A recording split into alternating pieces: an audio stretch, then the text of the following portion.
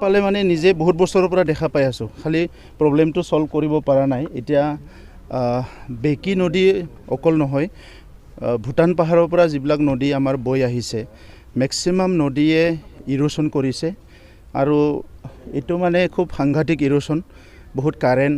তো সেইকাৰণে ইয়াত এটা চাইণ্টিফিক এটা ভাল মেনেজমেণ্ট এটা হ'ব লাগিব।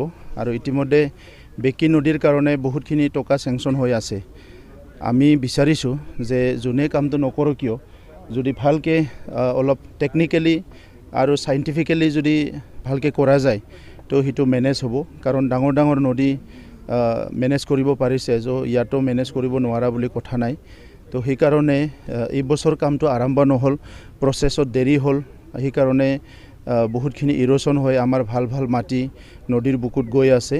আৰু মই আশা কৰিছোঁ যে নেক্সট বছৰ আৰু এনেকুৱা নহয়, কাৰণ যিখিনি টকা ইতিমধ্যে চেংচন কৰি দিছে ইয়াৰ কামখিনি আৰম্ভণিৰ পৰা আমিও চোৱা চিতা কৰিম যে এইটো যাতে ভালকৈ হয়।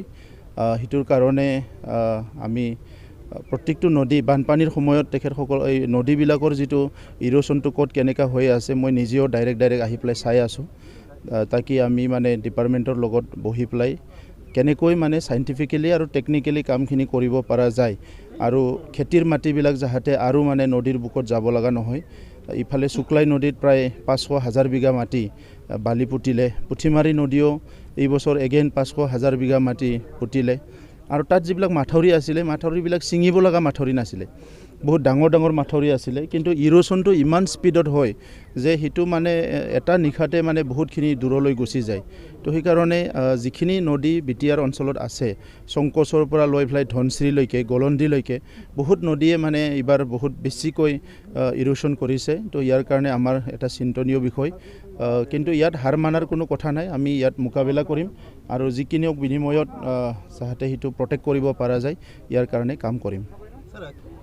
কোৱা মানুহবিলাকতো ক'বই ভাই, কোৱা মানুহজন ক'ত ক'ত গৈছে সুধি চাওক। যোনে কৈছে কক বকাও মানুহবিলাকক আপুনি সুধি চাওক, সি যদি ক'ৰবাত এমুঠি চাউল দিছে, ক'ৰবাত যাই পেলাই গাঁৱৰ মানুহক যদি সহায় কৰিছে, কাৰোবাৰ গৰুহাল যদি টানি আনি ওলাই দিছে, সেই মানুহবিলাক সোধক। আজিকালি সেই কালচাৰটো মানে শোভা নাপায়। আজি চব মানুহ ওলাই আহিছে, হেল্প কৰিছে, কোনোবা চাউল দিছে, কোনোবা চব্জি দিছে, কোনোবা 5 কেজি আলু লৈ হ'লেও দিছে মানুহবিলাকক বানপানীৰ সময়ত। আৰু সেই সময়ত তেখেতসকলে এইবিলাক কথা ক'বলৈ ক'ত সময় পায়?